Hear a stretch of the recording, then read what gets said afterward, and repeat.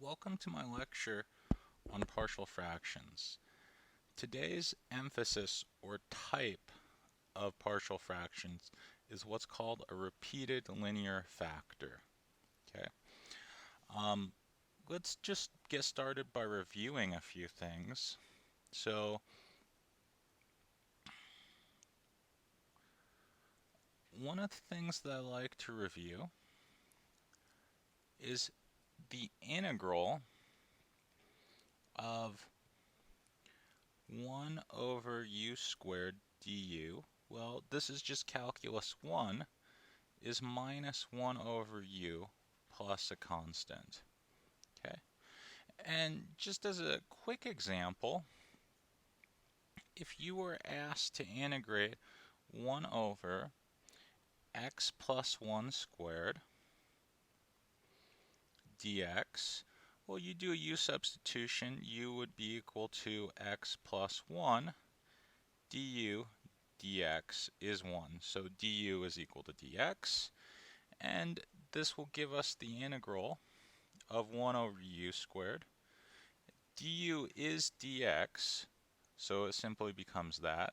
And this will be minus 1 over u plus a constant.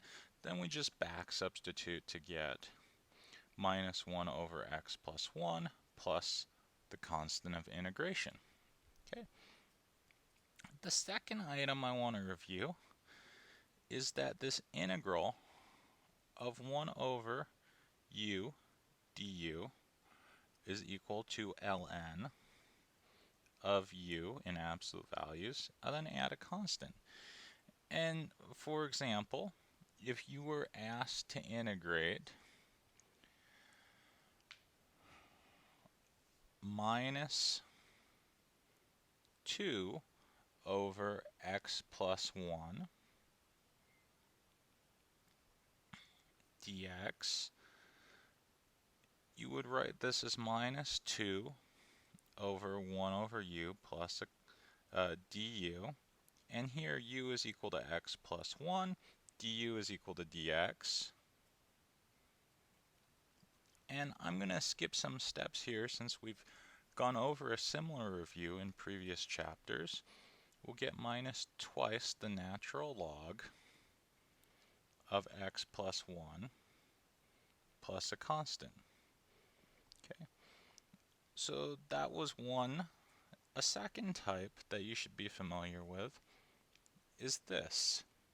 If you were to ask to integrate 3 over x plus 2 dx, well, in a similar way, you'll get 3 times this ln of x plus 2 plus a constant.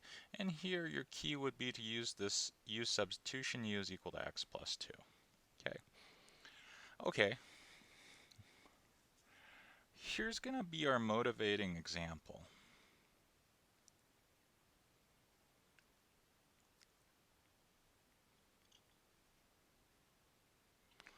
Suppose you're asked to integrate x squared plus x plus 1, and it's being divided by this term, x plus 1 squared times by x plus 2 dx. Now, you should notice that this is not the same example as in a non-repeated linear. What makes this non-repeating is that exponent right there. Okay, so this has a repeated linear factor of x plus 1 squared. Okay, our goal is going to be to break this down into terms that we can integrate. So let's go through the how or the process. Okay. Our goal is to write x squared plus x plus 1 divided by x plus 1 squared times by x plus 2 into constant linear combinations of the denominator.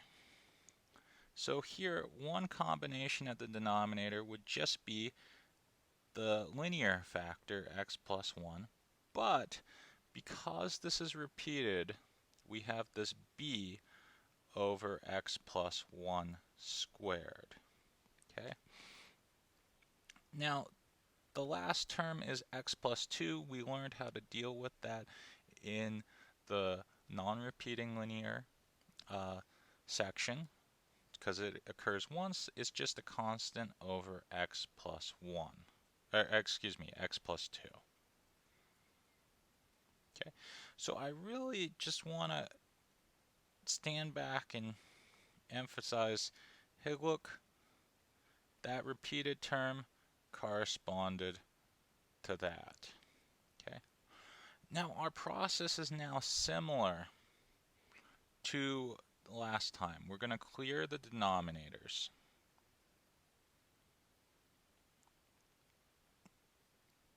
I have x squared plus x plus 1 divided by x plus 1 squared times by x plus 2 is equal to a over x plus 1 plus b over x plus 1 squared plus c over x plus 2. That's going to be multiplied by x plus 1 squared times by x plus 2. And we're going to FOIL that into those three terms on the right-hand side. And then on the left-hand side, it gets distributed there. Okay, just from the FOIL. And this equation is going to reduce to x squared plus x plus 1 is equal to a times by x plus 1 times x plus 2 plus b times x plus 2 plus c times x plus 1 squared. Okay. Okay, now just like last time, we need to FOIL, and we're going to get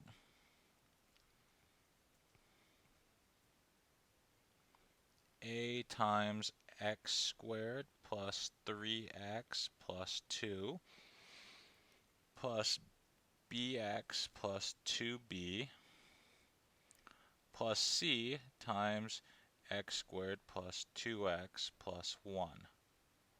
Okay. And now we're going to distribute one more time. This will be ax squared plus 3ax plus 2a plus bx plus 2b plus cx squared plus 2cx plus c. Okay. Now all of that is equal to x squared plus x plus 1. So I'm going to rewrite this one more time. And it looks like I have, well, 1 times by x squared. I need to find all the x squared terms. There's 1. There's 2. So it looks like that'll be x squared times a plus c.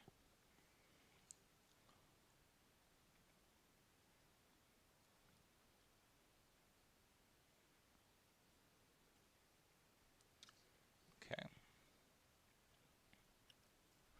Now, the next term,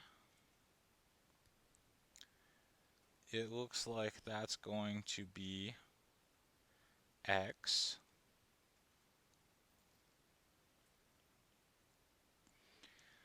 So this will be plus x times, well, let's find all the x terms. There's 1, there's 1, so it's 3a plus 2c. Then here's 1 plus b. Great. So those are all the x terms. Then lastly, I have the constant terms. And let me just put that in another color. Let's do blue. So I'll have plus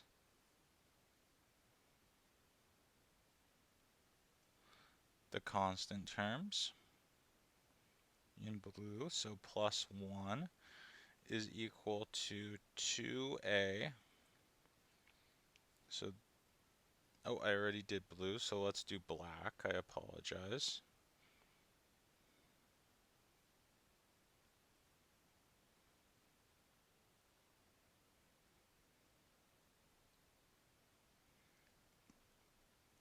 So this will be plus 2a, that's one constant, plus 2b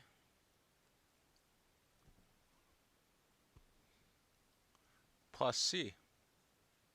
Great.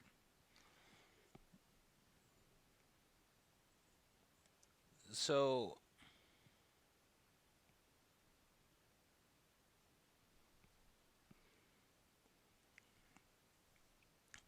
let's go ahead and try and solve this equation. And so now we need to equate terms.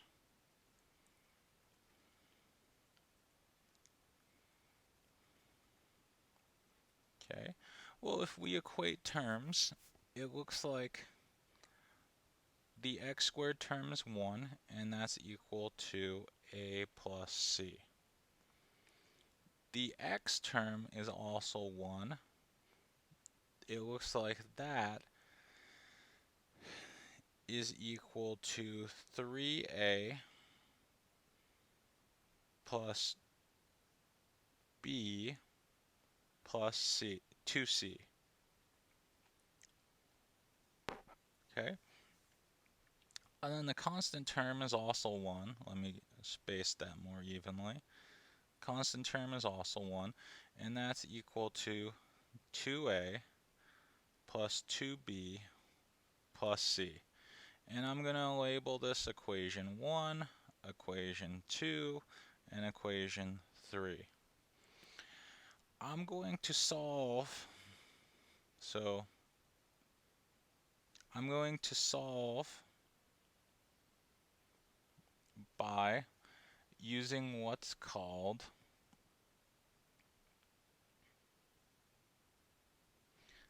substitution.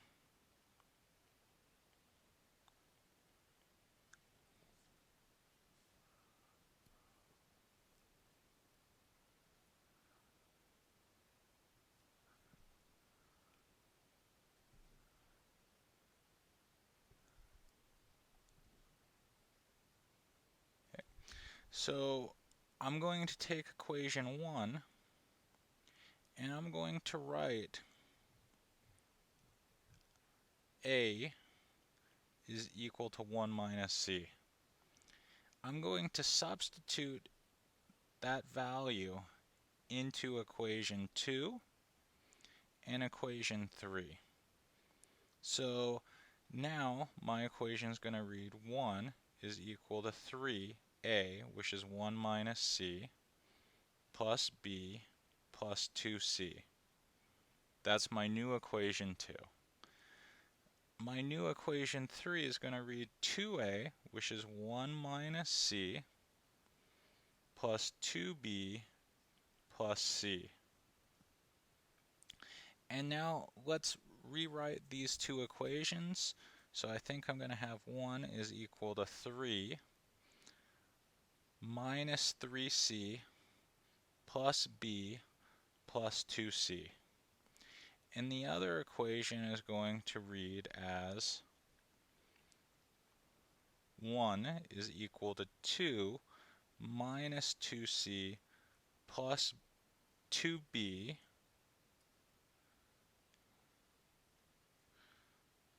plus c. And now let's simplify these. So we'll move the 3 to the other side. We'll get negative 2. We'll have b.